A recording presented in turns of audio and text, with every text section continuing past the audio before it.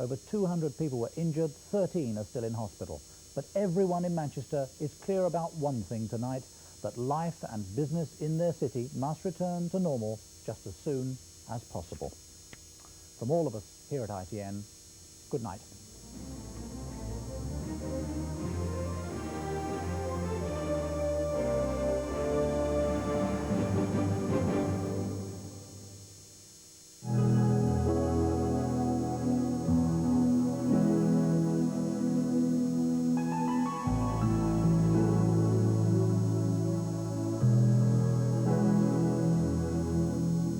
Hello, good evening. Over the next few days, it looks as if it'll become cooler than recently, although remaining mostly dry. And whilst England and Wales enjoy another fairly warm day tomorrow, already things turn cooler in the north. Now, Met Office wind flow chart here shows the reason why. With high pressure there out to the west, and then cooler winds feeding into northern parts, pegging back temperatures, whilst in the south, at least for the time being, we still see those warm southerly winds. Now, by Wednesday, those cooler winds will be feeding down practically across the whole of the country, and so temperatures will be down a good few degrees on today's values. Now back to tonight, mainly dry with clear skies, some bits and pieces of drizzle in the very far north, and then we see mist and low cloud feeding into parts of East Anglia as well as the southeast. On to tomorrow morning, starting with Scotland and Northern Ireland, certainly a cloudier day than today, though some brightness as well, drizzle on and off in the very far north. Now further south, very quickly indeed, that mist burns off during the morning, and we see the best of the sunshine the further south you go, with temperatures very best here, high of 25 or 77, better on the eastern side, cooler in the north, pollen levels high in England and Wales. Sponsored by Power Gen, generating electricity, whatever the weather.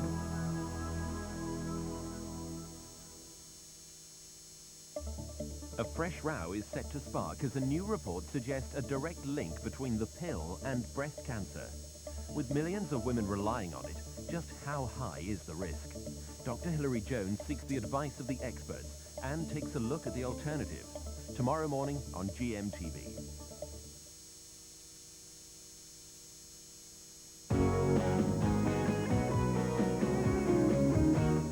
LWT weather, sponsored by First Choice Holidays, for a brighter outlook. Good evening. Well, we've had fertile weather in the LWT region this weekend. Tonight's not too bad either. A few mist patches blowing in, lows of 7 Celsius, a little bit higher in and around the London area. As for the morning, well, the mist patches very swiftly blowing away, and as the sun comes out, well, the temperatures rise pretty quickly too. So by the afternoon, we'll see a high of 24 Celsius, that's 75 Fahrenheit, perfect for topping up my tan. Have a great weekend. Here's a summary. Good night. For a detailed forecast, call Weather Update, sponsored by First Choice Holidays on 0891 11 0000. A new feature-length case. Lieutenant Colombo. Your first name. Lieutenant. A jigsaw of clues. They don't even look like they fit together. Money. We're talking about $4 million here. You want to make $2 million? Yeah, so do I. Murder. She's dead. A special assignment. You have to go undercover. You will have to change clothes. Even undercover, he has that look. I think you're a cop. And on the case. I'm a cop. And I'm Marilyn Monroe. New Colombo, next Saturday, 8:05. Euro96 highlights Croatia versus Denmark, next on LWT. Dear Volkswagen, I can't stop imagining what my girlfriend's been up to. 2 weeks ago, she arrived home with a brand new Polo. When I questioned her about it, she insisted it only cost £7,760. What sort of fool does she take me for? Everyone knows they're expensive. I dread to think how she got hold of the money. Please, send me some written proof so I can confront her. I've got to know. I'm at my wit's end. Yours desperately, Kevin Morris.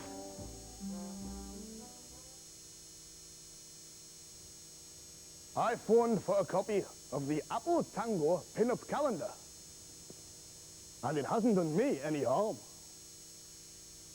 Every year, lives are wiped out by reckless car thieves. Make sure your car is secure.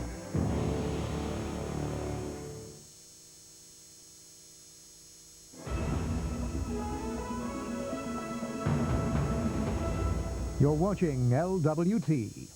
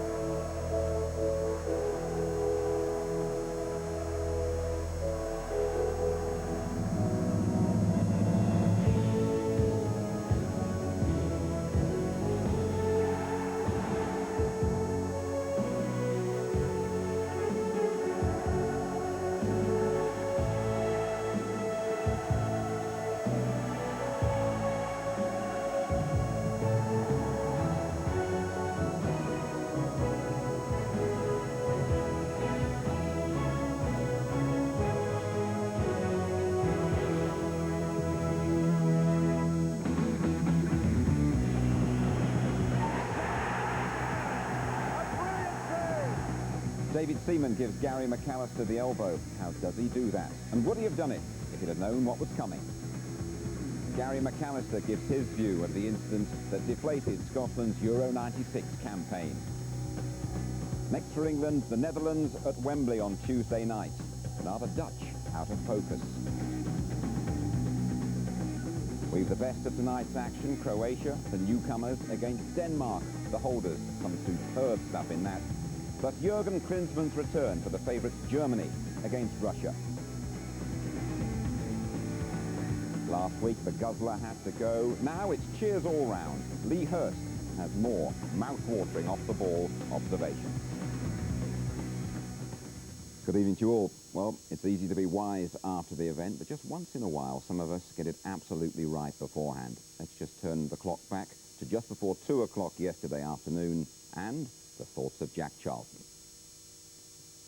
I think Andy Goram's going to be under great pressure this afternoon, and although he's a nice lad, Andy, I hope he has a nightmare.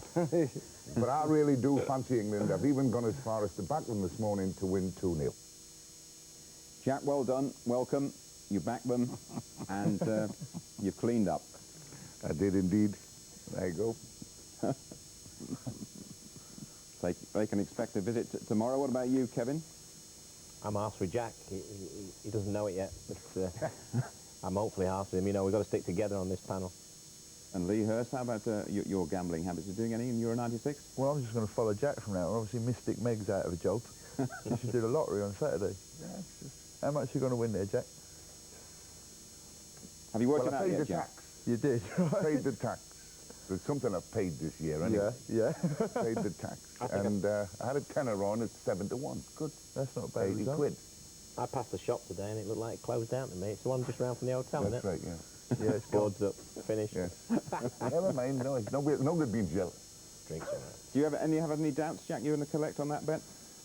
I just worked it out in my mind. I thought, I can't see Scotland scoring, and if England score once, they'll liable to score twice. And that was just thinking about it. I just thought that way. And I told everybody I saw 2-0, 2-0. It was like a premonition, Jim. And everywhere that you're going to go around Euro96, you're going to buy everybody a drink, you said as well, didn't you? The crew? Not just the crew, everyone else as well. There's too many in this building. No. Okay, no, Jack. no. Well done anyway. Right, let me just remind you how Group A looks after England's first win in the European Championship finals since 1980. Now, if England and Holland draw, both will go through, England staying at Wembley. If the Dutch win the group, England must play at Anfield. Lots of permutations, but if Scotland win 3-0 and England win 1-0, well, they're both in the last 8. OK, let's get the latest news from both camps. No home leave for England this weekend, as Gary Newbon now reports. It may have been England's best result for 6 years, but that was yesterday. Today it was business as usual for the men who exactly 1 week ago were villains of the piece. Now they're heroes, but their script is still the same. Off to training, behind closed doors of course. No press today. No press. In a nearby pub, a posse of selected newspaper men anxiously awaited their chance to grill the England boss, while his squad headed back for the team hotel to bake on the lawns. Sorry, we're not actually allowed to show you that, security and all that. We can illustrate this, though. The moment England's fortunes changed. Redknapp on, McManaman taking on all comers, and most of Merseyside saying, we could have told you so. I do find it easy to play with Steve. He's an exceptional player, and sometimes I think that, the quicker you get the ball to him, the better, which is something that I do. And, also I've got other parts of the game, but I feel that if I can get it to him and if he's free, I think he likes it. And I think if you ask him to, I think he enjoys playing with me because he knows I know when to give it him at the right time. What exactly have you done? How bad is it? I think I've just strained the ligaments on the inside of my ankle, where I felt, as I landed, I just landed very awkwardly on it. As I say, I'm just hoping it's not going to be too long and, I'm back playing soon. But I think Tuesday could be, a bit out of the question, but hopefully for the weekend. So Redknapp is out of Tuesday's match against Holland. 3 other England players had to miss training today. Tony Adams, Paul Ince and David Platt, who incidentally wasn't fit enough to play yesterday. But the other half of the Liverpool combination at Wembley is fit and raring to go again. We know how they play and we'll have whatever. And we're looking forward to getting them at Wembley. I think we're getting better and better every game, and I think it was like that in past experiences. And as I said, we're looking forward to playing them. Really, we certainly don't fear them. People going on about second favourites and whatever fancies, but I think they'll be starting to fear us now. And Macca, when he starts to run at people, it's I know it's like in training. It's horrible. I wouldn't wish my worst enemy to have to mark him man for man. Well, it's a perfect day here at Burnham Beeches, but then any day would be perfect just after you've beaten the old enemy, Scotland, 2-0. England know they only need a point against Holland, but forget any suggestions that they're playing for a draw. They've had a taste of winning, and that's what they intend to do for the country again on Tuesday. Gary McAllister was trying his best to relax, but Shearer, Seaman and Gazza were still twisting the knife this morning. It seems somebody was offering Scotland a sign when they erected 3 cardboard cutouts at the training ground. Scotland have suffered in major tournaments, but rarely has a defeat been this painful. It wasn't just the losing at Wembley, it was coming so close to an honourable result, and 13 minutes from the end, there was real hope. But you're saying, but get the penalty and then you're going on to win the game, I think, because England are another hammer blow after getting the penalty last week. So if the penalty goes in, then you think you're going to win the game. I wanted to take it, but Gary's been a penalty taker for Scotland for a long time now, and he takes the responsibility, and good on him. I have no fears. I'm confident enough to go up and take it. My decision then is to go down the middle. It's my responsibility, and I'm the only guy that can make that decision. And on the day it was wrong.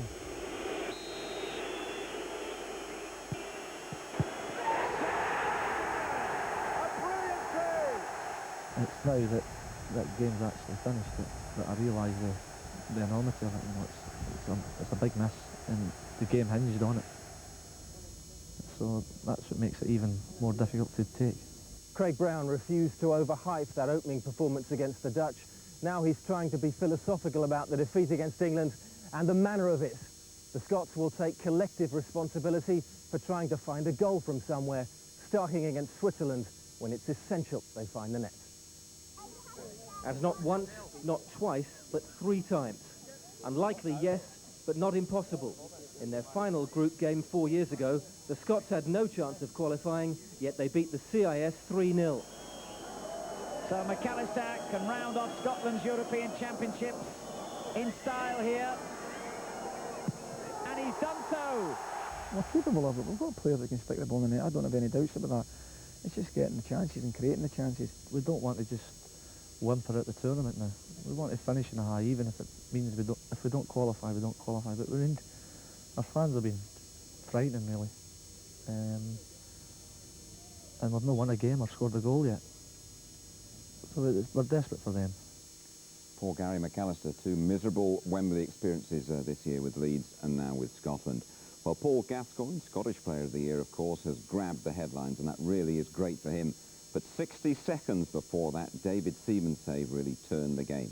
Now, David's coach is our own Bob Wilson. Earlier on, Bob joined us from Old Trafford. Well, David Seaman and I go back a long way. We had 3 years together at Queen's Park Rangers when I used to go over there and coach. And, of course, he's been at Arsenal since 1990. So that's quite a long time now. And I think the great joy for me is that he always was fond of his goalkeeper, but he wasn't, like me, sort of mad about it in regarding sort of studying the art and the history of goalkeeping. And I think now he is a bit of a student of the old art. What's this story about the incentives you give to David?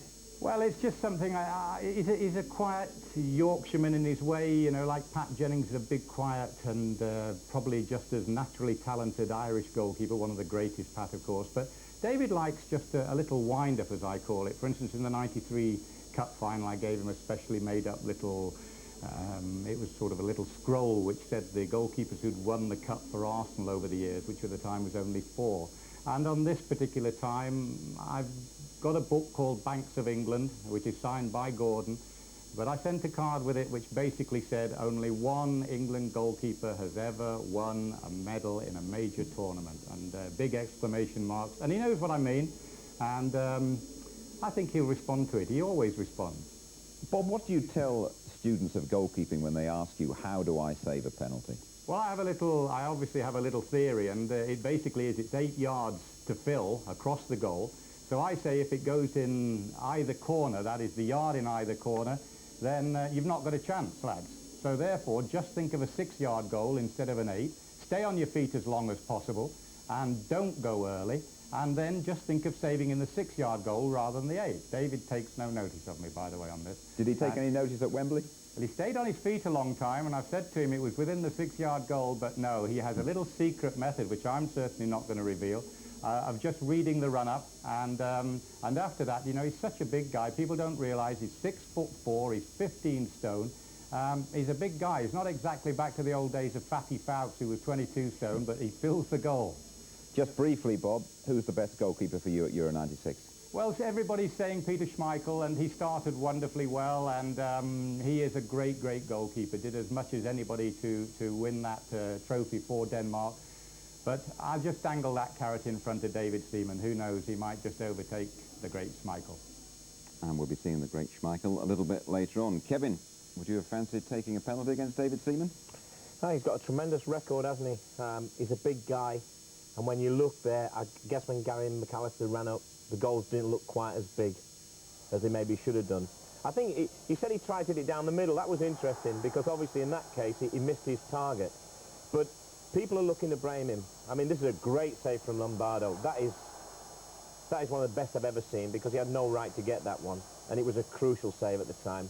Here's another one against Millwall. And again, he's managed to get up there above himself from just throw an arm up. He's got very strong hands, as he showed a couple of times on Saturday. It's that upper body strength that helped him yesterday as well, Kevin. It is. I mean, people are looking at Gary McAllister, and, you know, you can even tell there when he's been interviewed, he feels he's got the weight of the world on his shoulders. I thought it wasn't a bad penalty. It was a great save. I really did think it was a great save. Jack, did you feel a bit of sympathy for Gary McAllister? He almost looked a broken man there.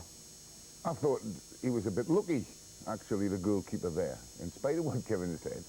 You decide to go one way or the other. And Gary McAllister, he said he's going to whack the ball up the middle. And that's a good thing of Gary McAllister, because you must make your mind up what you're going to do and don't change it. And like Kevin says, he actually was off target. And he hit the goalkeeper with the ball. I don't think the goalkeeper saved it in that sense. He's covered a big area and the ball's hit him.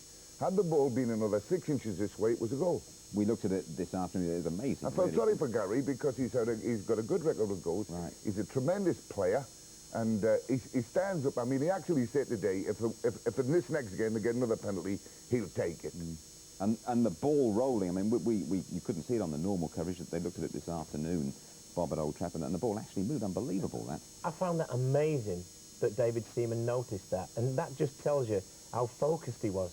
I mean, he actually saw that ball move, so he was really concentrating. And I'll disagree with Jack on it. I thought it was a great save. Where he had the bit of luck, it could have flicked him and gone in. But, hey, the odds are against you. Oh, it's a great save. I mean, I don't mean it in that sense. It's a great save now. No, I don't mean it in that sense. What are your thoughts on it all, Lee? Once the goalkeeper makes... You better butt in, mate. It's the only way you get a word in here. Well, it's interesting what Bob said. He said he's 15 stone.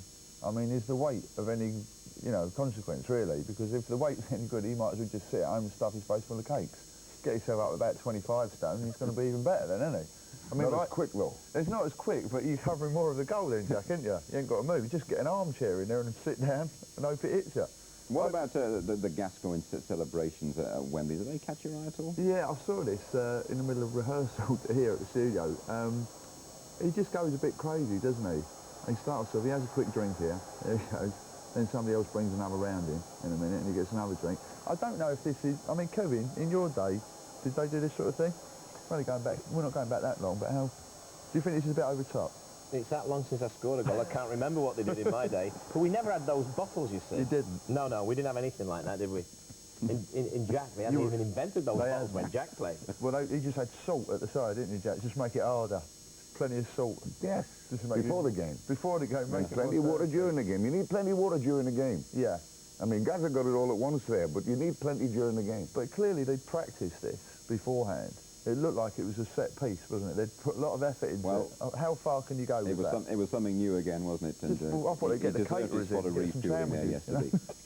Of course, the England-Holland match that we're all looking forward to so much, and it's live only here on ITV, and it is on Tuesday night. The Dutch, of course, have a bit of a tendency to self-destruct in major tournaments. They've been held by the Scots and by the Swiss for over an hour anyway. Internally, all is not well.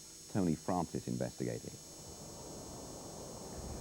Most things in the garden are rosier than they were anyway.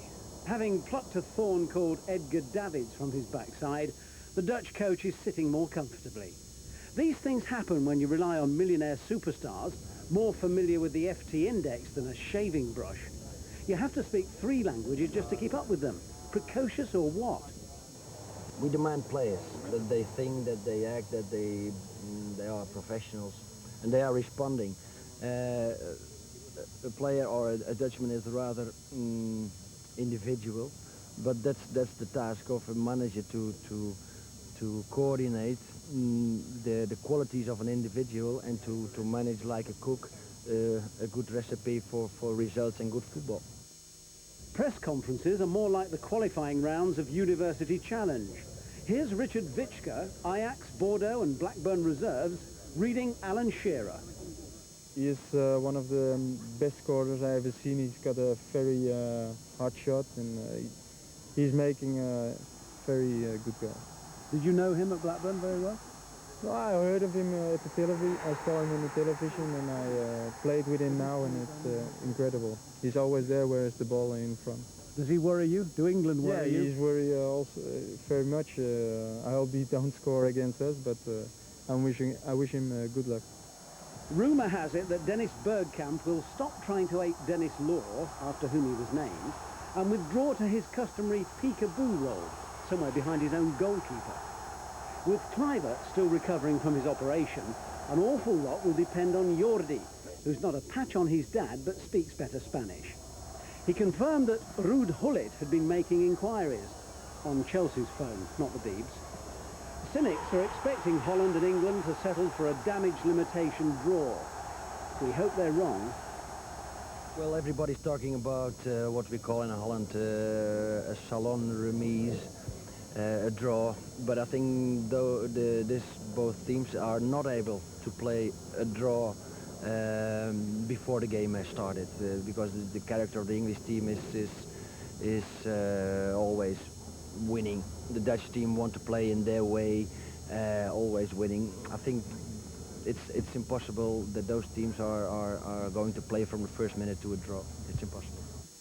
Jack, brave move by Gus Hiddink, sending home a star player. Has he done the right thing? Well, you've got to leave it to the manager to make that decision. I mean, he knows what happened internally, what was said and how it was handled and how it would affect the other players. And if he thought Davids had done wrong and was out of order, he's entitled to send him home, yeah.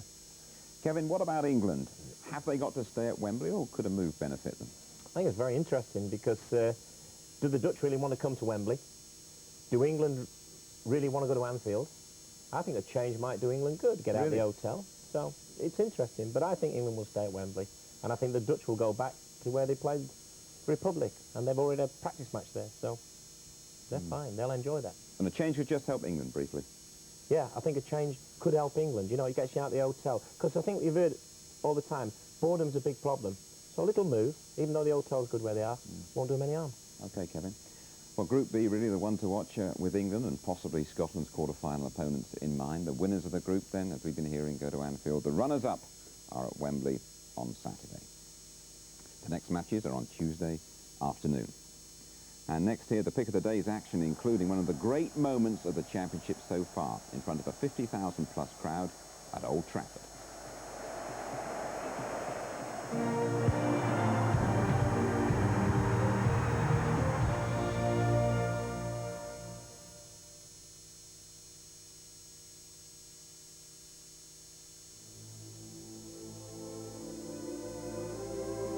Why have thousands of our scientists, along with universities and hospitals, spent 12 years and over £500 million researching into something which measures 1/10,000th of a millimetre?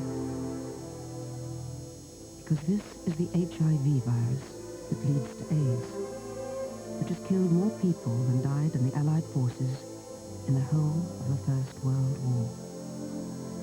Man has no greater enemy than disease. Disease has no greater enemy than Glaxo Wellcome. Whoa! Awesome camera. Let me guess. Dixon's at the airport, right? Cheaper than the high street. Okay, 3, 2, 1, bungee! Not paying the VAT is how come you can afford the bungee, right? Whoa! Why pay the VAT when you can spend the money with me? Oh, I pay the VAT when you can spend the money with me.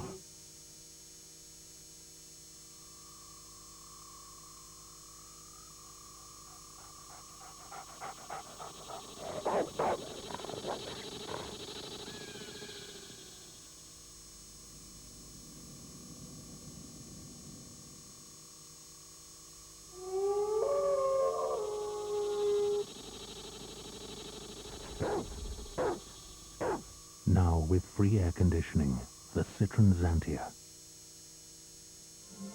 S'il vous plaît, le chemin est long et ma roue est cassée.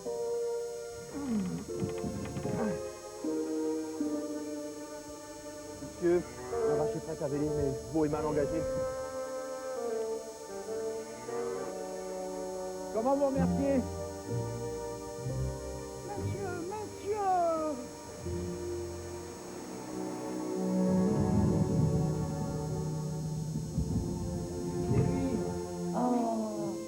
Une bière pour monsieur, s'il vous plaît. Une stellar, toi.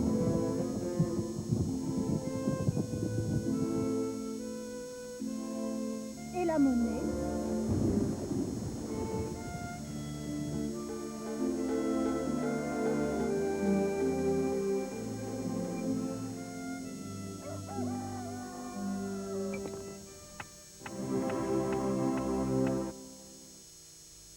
Euro96 in the Times, 10p. Wimbledon in the Times, 10p. The Olympics in the Times, 10p. Every Monday all summer, the Times is just 10p. Celebrate a summer of sport with the Times.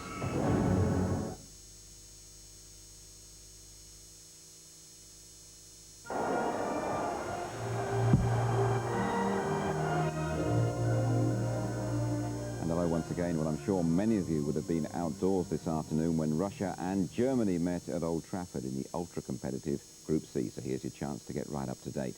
Russia have Chelsea's Karin in goal. Nikiforov, the excellent Spartak Moscow defender, he returns after suspension, as does Jürgen Klinsmann, back as the German spearhead. Bierhoff, who's had a good season in Italy with Udinese, is Klinsmann's striking partner. Over 50,000 inside the ground. Ron Atkinson and Alan Parry